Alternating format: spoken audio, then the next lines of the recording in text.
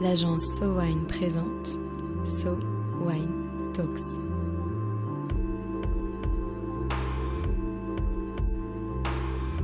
La première série de podcasts analysant les tendances marketing et communication dans l'univers du vin et des spiritueux.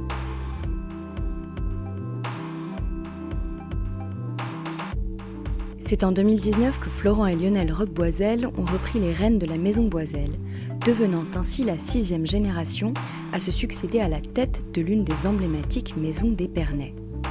Comment peut-on insuffler du changement à une maison de champagne presque bicentenaire ? Aujourd'hui, un entretien avec Florent Roqueboiselle et Marine Ascré. Bonjour Florent. Bonjour Marie. Alors on va parler de la maison de champagne Boiselle aujourd'hui avec vous Florent. Pouvez-vous vous présenter en quelques mots et présenter la maison ? Bien sûr, Florent Roqueboiselle, champenois. Je dirige la maison Boiselle depuis 4 ans et j'y travaille depuis une dizaine d'années.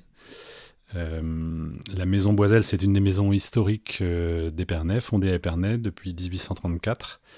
Et la famille Boiselle était implantée en Champagne, dans les villages d'Avise et d'Étoges principalement, quelques siècles avant cela. Alors est-ce que vous pouvez nous expliquer en quoi ces dernières années ont été un peu particulières pour la maison Boiselle ? Alors ces dernières années ont été l'occasion d'un changement de génération, puisque j'ai repris la direction de la maison accompagné par mon frère Lionel depuis 2019. Et ça a été l'occasion de faire un point sur l'identité et notamment un travail important sur nos vins, un travail sur les vins de réserve, sur la baisse de nos dosages et également un travail sur l'identité avec une affirmation plus importante de l'identité terroir de certaines de nos cuvées. On a entrepris un travail de précision sur les vins, c'est-à-dire en regardant chaque étape, chaque détail de l'élaboration et en réfléchissant à comment on pouvait aller encore plus loin et l'améliorer. Donc ça va de la viticulture. Nos vignobles sont aujourd'hui certifiés haute valeur environnementale. Les relations également avec nos livreurs, nos partenaires, et la sélection des crus d'où proviennent nos raisins.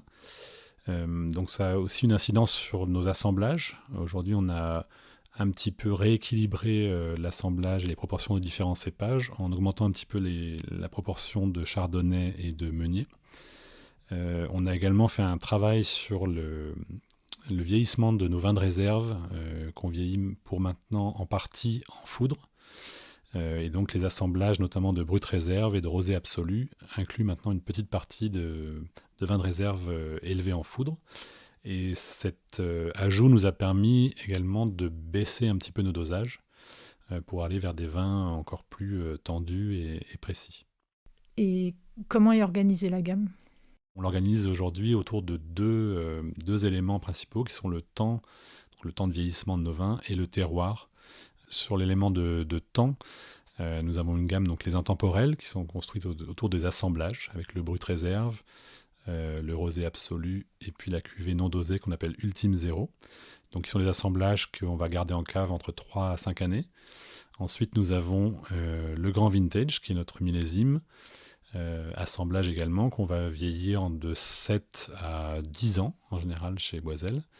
Et puis ensuite, on a la collection Joyaux, qui, elle, a toujours un vieillissement de plus de 10 années, et même très souvent, on est plutôt autour de 12 à 15 ans de vieillissement. Et ensuite, on a un deuxième axe dans notre gamme, donc qui est l'axe terroir. Et là, on a 2 cuvées, donc, qui sont La Côte, qui est un blanc de blanc premier cru, donc issu de raisins de la Côte des Blancs, et La Montagne, qui est son pendant en blanc de noir, en pur pinot noir, issu de la montagne de Reims. Là aussi, un assemblage de grands et premiers crus. Pour vous, c'est quoi les ingrédients indispensables pour qu'une marque de champagne puisse développer son image, développer sa notoriété ? Alors je dirais que les fondamentaux, c'est évidemment les vins et la qualité des vins. Donc on doit s'appuyer sur cette qualité. Et je pense qu'il faut avant tout de la cohérence, c'est-à-dire de la cohérence entre l'identité des vins, la distribution et le public auquel on s'adresse. Et en Champagne, l'élaboration des vins et la construction d'une marque, elle est forcément construite sur un temps long. Les vins de Champagne prennent très longtemps à se développer, à mûrir en cave, et je pense que c'est la même chose pour la construction d'une marque. Il faut être constant et cohérent dans le temps pour pouvoir installer l'image de la maison. On a parlé de changement. Est-ce que ça veut dire qu'il y a eu une évolution dans la distribution? Et si oui, quels ont été les challenges dans cette évolution? Alors oui, il y a une évolution actuellement de notre distribution, puisque nos nouvelles gammes et les vins que l'on présente nous emmènent plus vers une distribution proche de la gastronomie. Et les challenges, je dirais que c'est cette évolution, parce que historiquement, nous avons énormément de clients particuliers qui sont des fans fidèles de Boiselle.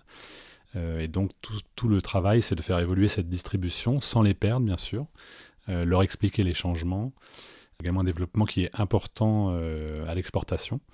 Mais pour nous, le marché français reste une vitrine et reste très, très important pour l'avenir de la maison.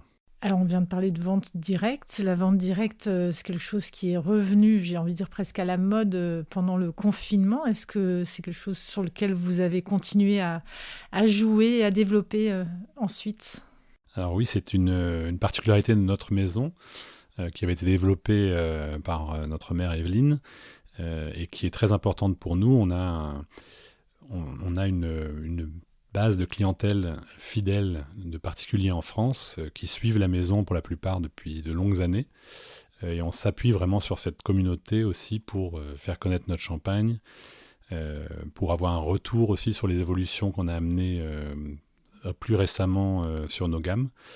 Et pour nous, c'est vraiment important, même si on développe de plus en plus d'autres canaux de distribution, de continuer à s'appuyer sur cette clientèle très fidèle.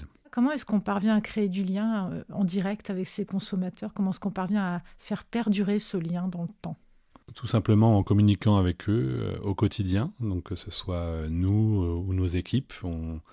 On les a au téléphone régulièrement, ils nous écrivent, on leur répond et surtout on les reçoit le plus possible à Épernay.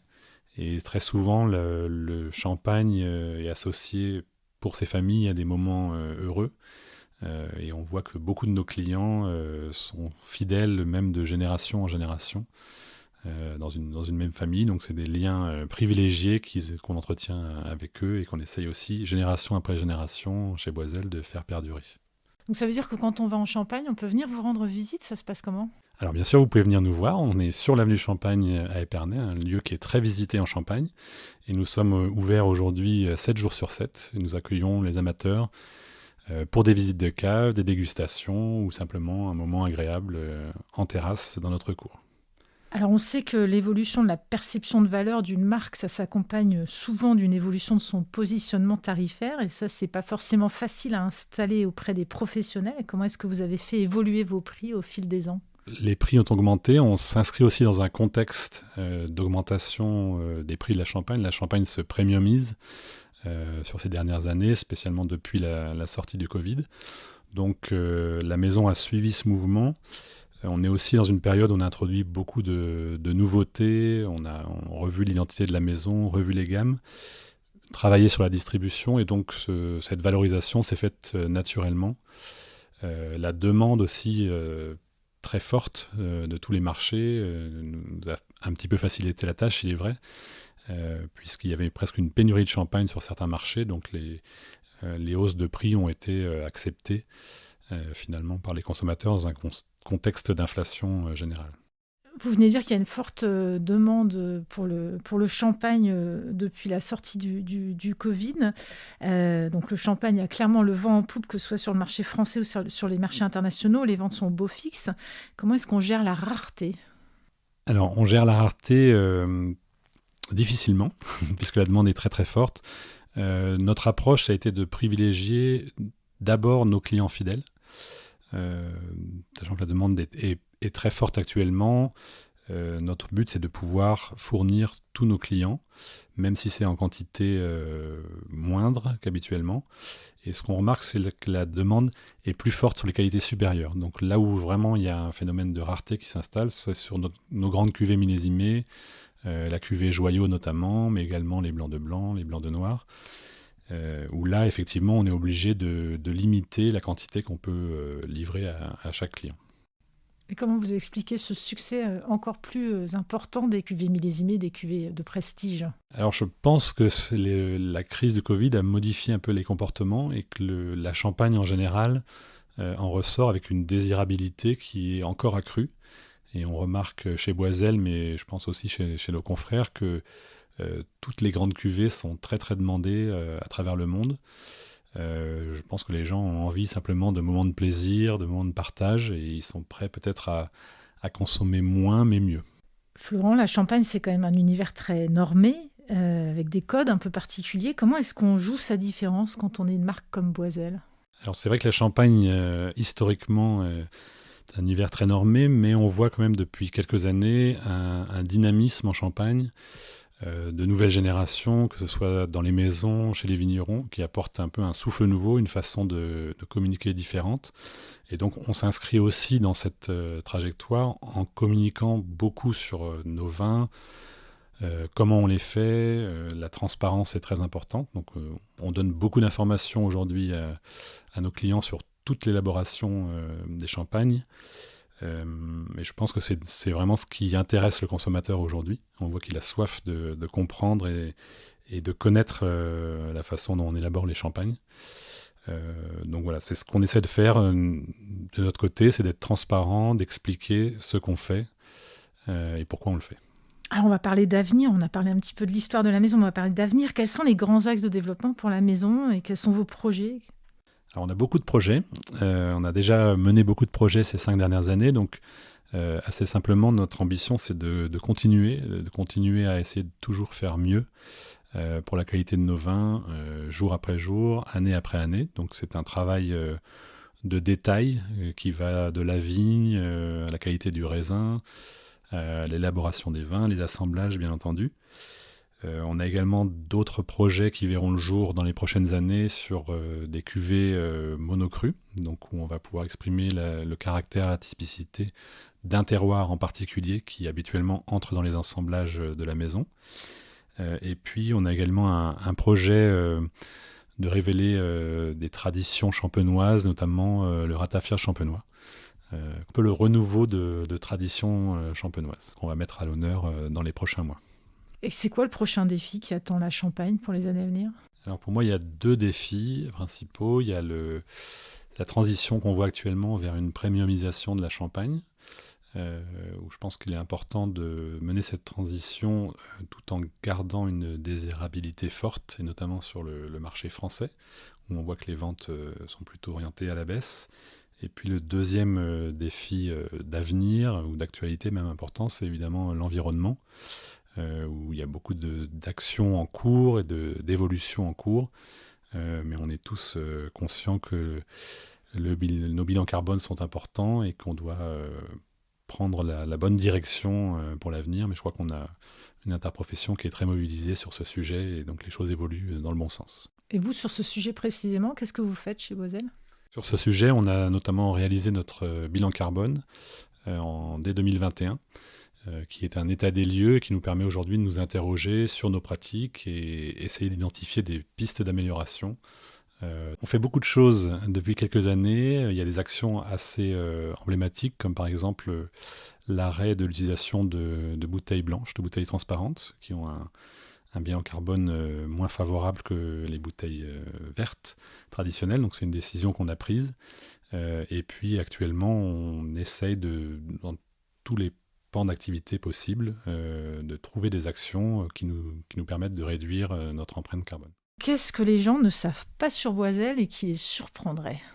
Alors il y a une chose qui est assez peu connue, ou que nos visiteurs voient quand ils viennent à Épernay, c'est que la maison Boiselle a la collection de millésimes anciens la plus rare, la plus unique en Champagne, puisque nous avons dans le caveau du Trésor, sous notre cuverie, une collection de millésimes anciens qui date de 1834 pour les plus anciennes, donc qui est l'année de fondation de la maison Boiselle. Donc nous avons toujours une dizaine de flacons de ce premier millésime, et puis ensuite de tous les grands millésimes du 19e et du début du 20e siècle. Alors ça, c'est des champagnes qu'on peut acheter, qu'on peut consommer, qu'on peut déguster ? Alors on ne peut pas les acheter, malheureusement nous en avons trop peu, mais nous avons créé une collection qu'on appelle collection Trésor, de millésimes anciens, donc un peu plus jeunes que 1834, mais qui ont quand même autour d'une trentaine d'années et qu'on va commercialiser petit à petit pour le plaisir des grands amateurs. Donc on a commercialisé notamment un millésime 1985, puis un millésime 1990, et nous allons commercialiser prochainement le 1996. Avant de terminer, qu'est-ce qui vous rend le plus fier à propos de Boiselle ? Alors, ce qui me rend fier, c'est souvent les messages, les témoignages qu'on peut recevoir de clients aux quatre coins du monde qui partagent les moments de bonheur, les émotions qu'ils ont pu avoir en famille ou avec des amis autour de nos flacons. Puisqu'on essaie d'élaborer des grands vins, mais la finalité finalement c'est de créer des émotions, et quand les gens nous rapportent ces émotions particulières avec nos champagnes, c'est toujours quelque chose de très émouvant pour nous. Merci Florent pour ces quelques instants passés au sein des So Wine Talks. Merci beaucoup Marie.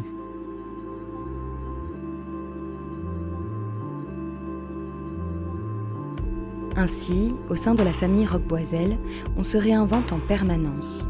Les pieds bien ancrés dans la terre, à chérir la réserve qui contient les millésimes précieux du passé, la tête à voir plus loin, à repenser la vente directe et à réinvestir les traditions champenoises comme le ratafia. Une histoire de 6 générations en perpétuel renouvellement. So Wine Talks reviendra dans quelques semaines pour décrypter à nouveau les tendances de consommation des vins et spiritueux. En attendant, si vous avez aimé cet épisode, n'hésitez pas à le partager sur vos réseaux et à lui donner des étoiles sur vos applications de podcast préférées. À très vite.